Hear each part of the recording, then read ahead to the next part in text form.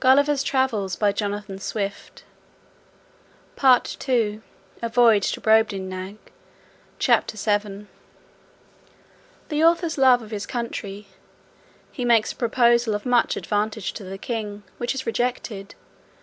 The king's great ignorance in politics. The learning of that country very imperfect and confined. The laws and military affairs and parties in the state. Nothing but an extreme love of truth could have hindered me from concealing this part of my story. It was in vain to discover my resentments, which were always turned into ridicule, and I was forced to rest with patience, while my noble and beloved country was so injuriously treated. I am as heartily sorry as any of my readers can possibly be, that such an occasion was given. But this prince happened to be so curious and inquisitive upon every particular, that it could not consist either with gratitude or good manners, to refuse giving him what satisfaction I was able.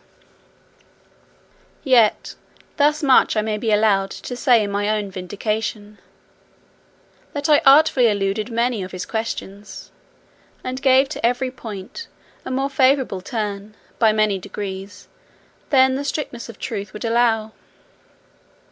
For I have always borne that laudable partiality to my own country, which Dionysius Halicarnassus, with so much justice, recommends to an historian.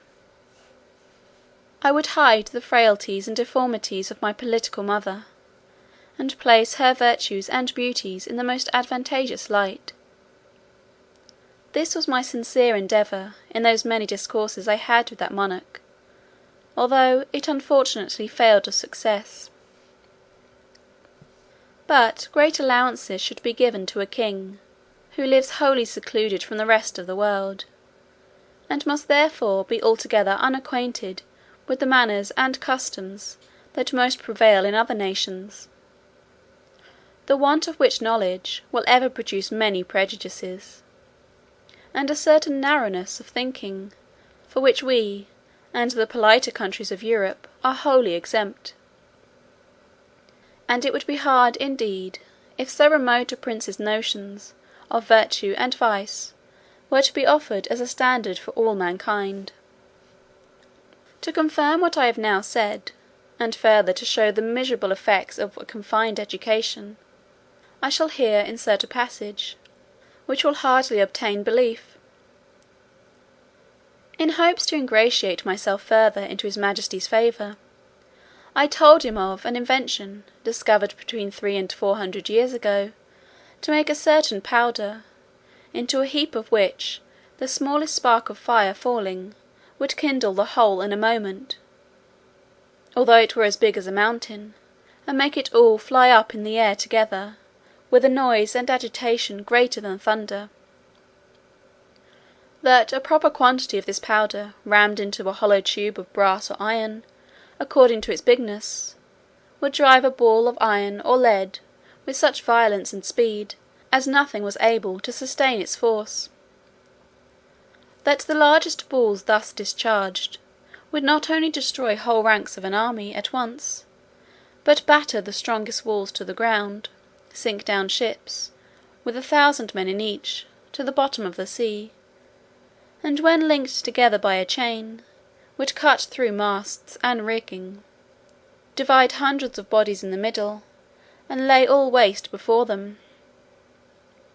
That we often put this powder into large hollow balls of iron, and discharged them by an engine into some city we were besieging, which would rip up the pavements, tear the houses to pieces, burst and throw splinters on every side, dashing out the brains of all who came near. That I knew the ingredients very well, which were cheap and common. I understood the manner of compounding them, and could direct his workmen how to make those tubes, of a size proportional to all other things in his majesty's kingdom, and the largest need not be above 100 feet long, 20 or 30 of which tubes, charged with the proper quantity of powder and balls, would batter down the walls of the strongest town in his dominions in a few hours, or destroy the whole metropolis, if ever it should pretend to dispute his absolute commands. This I humbly offered to his majesty, as a small tribute of acknowledgment in turn for so many marks that I had received of his royal favour and protection. The king was struck with horror at the description I had given of those terrible engines, and the proposal I had made.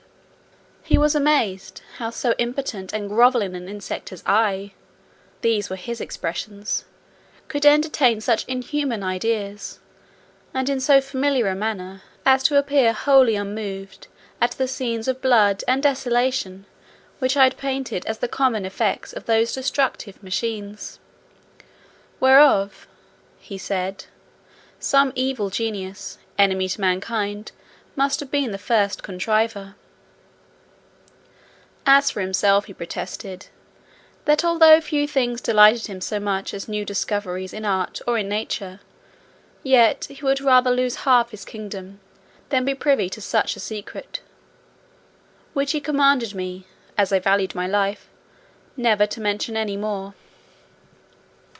A strange effect of narrow principles and views, that the prince possessed of every quality which procures veneration, love, and esteem; of strong parts, great wisdom, and profound learning; endowed with admirable talents, and almost adored by his subjects, should, from a nice unnecessary scruple, whereof in Europe we can have no conception, let slip an opportunity put into his hands, that would have made him absolute master of the lives, the liberties, and the fortunes of his people.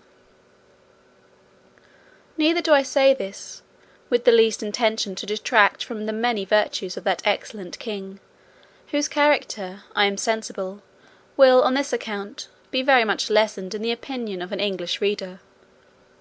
But I take this defect among them to have risen from their ignorance, by not having hitherto reduced politics into a science, as the more acute wits of Europe have done.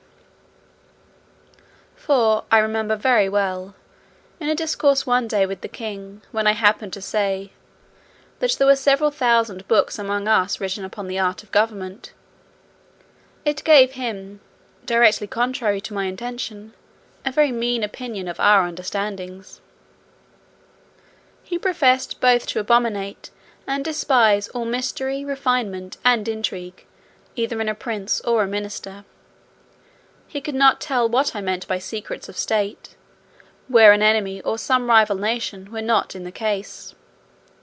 He confined the knowledge of governing within very narrow bounds, to common sense and reason, to justice and lenity, to the speedy determination of civil and criminal causes, with some other obvious topics which are not worth considering. And he gave it for his opinion, that whoever could make 2 ears of corn, or 2 blades of grass, to grow upon a spot of ground where only one grew before, would deserve better of mankind, and do more essential service to his country, than the whole race of politicians put together. The learning of this people is very defective, consisting only in morality, history, poetry, and mathematics, wherein they must be allowed to excel. But the last of these is wholly applied to what may be useful in life, to the improvement of agriculture, and all mechanical arts, so that among us it would be little esteemed. And as to ideas, entreaties, abstractions, and transcendentals, I could never drive the least conception into their heads. No law in that country must exceed in words the number of letters in their alphabet, which consists only of 22, but indeed few of them extend even to that length. They are expressed in the most plain and simple terms, wherein those people are not mercurial enough to discover above one interpretation, and to write a comment upon any law is a capital crime. As to the decision of civil causes, or proceedings against criminals, their precedents are so few, that they have little reason to boast of any extraordinary skill in either. They have had the art of printing, as well as the Chinese, time out of mind, but their libraries are not very large; for that of the king, which is reckoned the largest, does not amount to above 1,000 volumes, placed in a gallery of 1200 feet long, whence I had liberty to borrow what books I pleased. The Queen's joiner had contrived in one of Glumdalclitch's rooms a kind of wooden machine 25 feet high, formed like a standing ladder. The steps were each 50 feet long. It was indeed a movable pair of stairs, the lowest end placed at 10 feet distance from the wall of the chamber. The book I had a mind to read was put up leaning against the wall. I first mounted to the upper step of the ladder, and turning my face towards the book, began at the top of the page, and so, walking to the right and left about 8 or 10 paces, according to the length of the lines, till I had gotten a little below the level of mine eyes, and then ascended gradually till I came to the bottom, after which I mounted again, and began the other page in the same manner, and so turned over the leaf, which I could easily do with both my hands, for it was as thick and stiff as a pasteboard, and in the largest folios not above 18 or 20 feet long. Their style is clear, masculine, and smooth, but not florid, for they avoid nothing more than multiplying unnecessary words, or using various expressions. I have perused many of their books, especially those in history and morality. Among the rest, I was much diverted with a little old treatise, which always lay in Glumdalclitch's bedchamber, and belonged to her governess, a grave elderly gentlewoman, who dwelt in writings of morality and devotion. The book treats of the weakness of humankind, and is in little esteem, except among the women and the vulgar. However, I was curious to see what an author of that country could say upon such a subject. This writer went through all the usual topics of European moralists, showing how diminutive, contemptible, and helpless an animal was man in his own nature; how unable to defend himself from inclemencies of the air or the fury of wild beasts; how he was much excelled by one creature in strength, by another in speed, by a third in foresight, by a fourth in industry.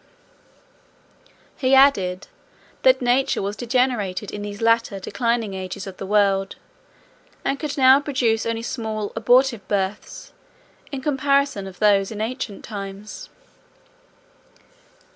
He said, it was very reasonable to think, not only that the species of men were originally much larger, but also that there must have been giants in former ages, which, as it is asserted by history and tradition, so it has been confirmed by huge bones and skulls, casually dug up in several parts of the kingdom, far exceeding the common dwindled race of men in our days. He argued, that the very laws of nature absolutely required we should have been made, in the beginning of a size more large and robust, not so liable to destruction from every little corner, or of a tile falling from a house, or a stone cast from the hand of a boy, or being drowned in a little brook. From this way of reasoning, the author drew several moral applications, useful in the conduct of life, but needless here to repeat. For my own part, I could not avoid reflecting how universally this talent was spread, of drawing lectures in morality, or indeed rather matter of discontent and repining, from the quarrels we raise with nature; and I believe, upon a strict inquiry, those quarrels might be shown as ill grounded among us as they are among that people. As to their military affairs, they boast that the king's army consists of 176,000 foot, and 32,000 horse, if that may be called an army, which is made up of tradesmen in the several cities, and farmers in the country, whose commanders are only the nobility and gentry, without pay or reward. They are indeed perfect enough in their exercises, and under very good discipline, wherein I saw no great merit. For how should it be otherwise, where every farmer is under the command of his own landlord, and every citizen under that of the principal men in his own city, chosen after the manner of Venice by ballot. I have often seen the militia of Lilliput drawn out to exercise, in a great field near the city of 20 miles square. They were in all not above 25,000 foot, and 6,000 horse. But it was impossible for me to compute their number, considering the space of ground they took up. A cavalier, mounted on a large steed, might be about 90 feet high. I have seen this whole body of horse, upon a word of command, draw their swords at once, and brandish them in the air. Imagination can figure nothing so grand, so surprising, and so astonishing. It looked as if 10,000 flashes of lightning were darting at the same time from every quarter of the sky. I was curious to know how this prince, to whose dominions there is no access from any other country, came to think of armies, or to teach his people the practice of military discipline. But I was soon informed, both by conversation and reading their histories, for in the course of many ages they had been troubled with the same disease, to which the whole race of mankind is subject, the nobility often contending for power, the people for liberty, and the king for absolute dominion; all which, however happily tempered by the laws of that kingdom, have been sometimes violated by each of the three parties, and have more than once occasioned civil wars.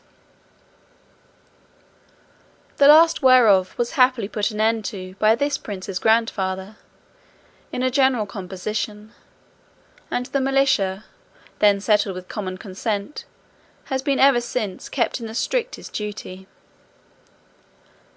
Part II. Chapter 7.